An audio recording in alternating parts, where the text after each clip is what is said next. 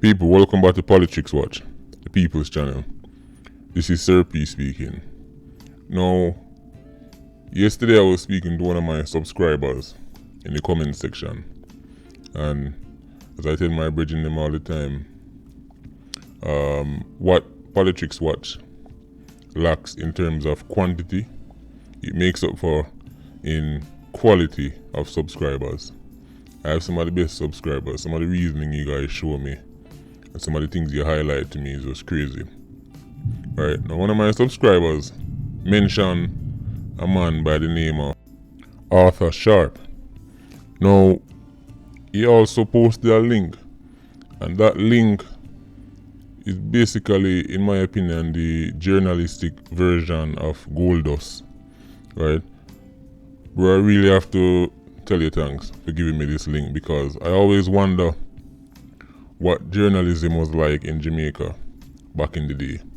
And this link to this old Gleaner article shows you that back in the day, newspapers actually did some work. Right? Now, the article speaks about the fact that there were people in Jamaica, street pharmacists, basically, who were sponsoring political parties, and this particular article was talking about the PNP, right? And it mentioned that there were 3 top men in the Jamaican street pharmacy industry, right? And they named these men as Andy Chin, Arthur Sharp, and Kenneth Black. So now, some people may be wondering, who are those people? Well, I'll start with the easiest one. Kenneth Black is the real name of Skeng Don. So, for those who didn't know, the Skeng Don you've been hearing about since the day you were born, his real name is Kenneth Black, and he was named one of the top 3 druggists in Jamaica. And this article is from the 1980s, right? Now, the article went on to state that Skeng Don contributed $100,000 to a PNP annual conference that took place that year. And Arthur Sharp, right, was a huge sponsor of the PNP, right? And he actually funded the hosting of various dinners and banquets for not just local PNP officials but also foreign guests when they come in the country. So when the big dupes them are coming, he was one of the people who PNP would call upon to help sponsor. Now, Skeng Don, I think every Jamaican probably know about Skeng Don. This is coming from an era when people used to exchange money for political clout.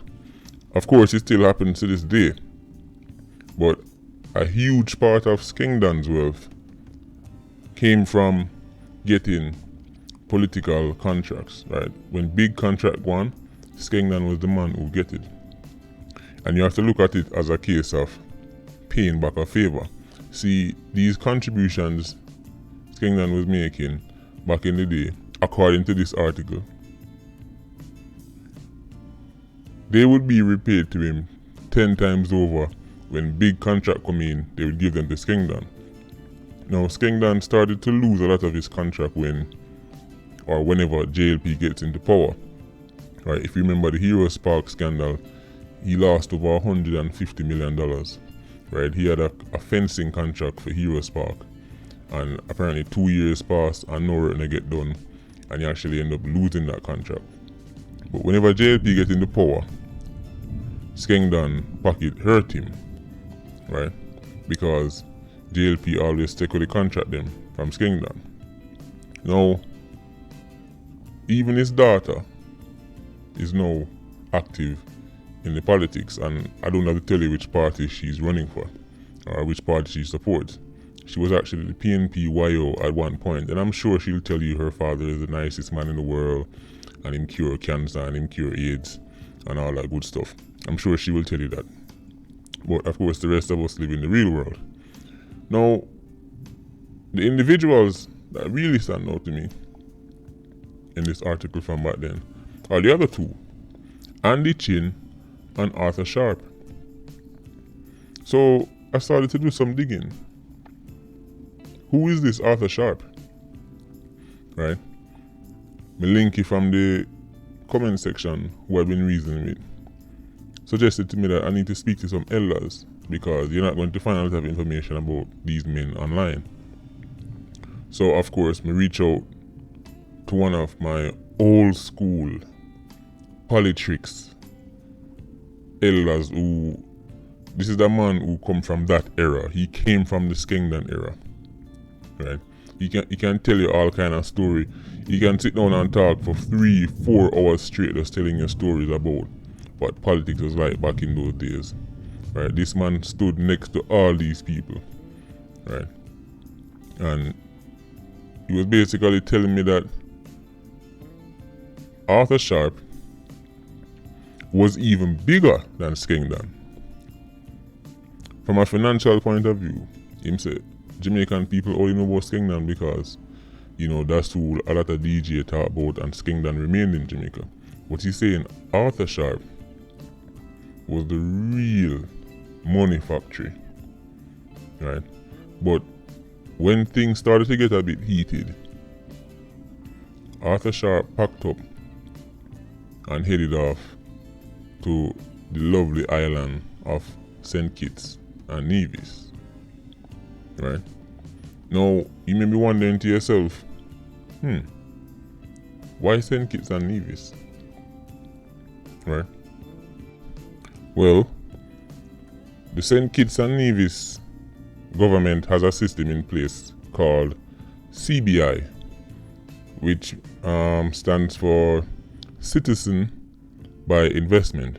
In other words, St. Kitts is one of the few places remaining in the world, and even from those times, where you can become a citizen just by investing in the country. I think the current sum that you have to invest is $75,000 US. Now I don't know how much it was back in the 80s, but I know it's now $75,000 US. How do I know this? Well, because when I look up Arthur Sharp, guess who I found sitting at the table with the St. Kitts Prime Minister having dialogue about this very same CBI? Mr. Arthur Sharp himself. My link told me that Arthur Sharp has now rebranded himself. He is now a legit businessman in St. Kitts. Matter of fact, he's one of the wealthiest men on the island. Now, I don't know if the people of St. Kitts are aware of Arthur Sharp's background. I don't know. But he's completely rebranded himself and he's now a 116 octane in St. Kitts and Nevis. Now, the other man, Andy Chin, I tried to find some information on him online because I like to post things that people can look at while I'm talking to them. And the only thing I could find is that Andy Chin was arrested for the same street pharmacy business. As a matter of fact, the operation that with them catch him on was well thought out and sophisticated. They had police officers disguised as buyers who would come in and they even bought the products from him and even carry it off the island, come back, do more business, go away again. So they set up a proper relationship with him until him finally realized that it was a sting operation. Right? And Andy Chin was arrested. But he didn't do no time in jail. According to the article, I think he did about 2 years or something like that. So Andy Chin could be out there. He could have passed away, I'm not sure. Right? But it's fascinating to know that even in the 80s, Skengdan was already considered a top 3 street pharmacist in Jamaica. Now, based on the same conversation that I've had with my old linky, he's telling me that that is no longer the case, right? him says Skengdan, for the most part, is no longer active in that field. Right? And of course, these men have some of the best lawyers money can buy.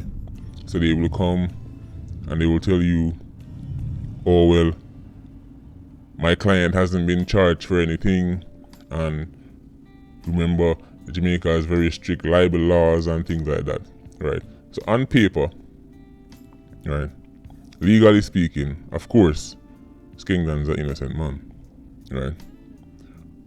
All I'm doing is quoting what I'm seeing in the papers. Right? But on Politics Watch, we don't watch no face and nobody can buy we out. So I'm giving the people the information that I can gather. Skengdan, top man in the PNP,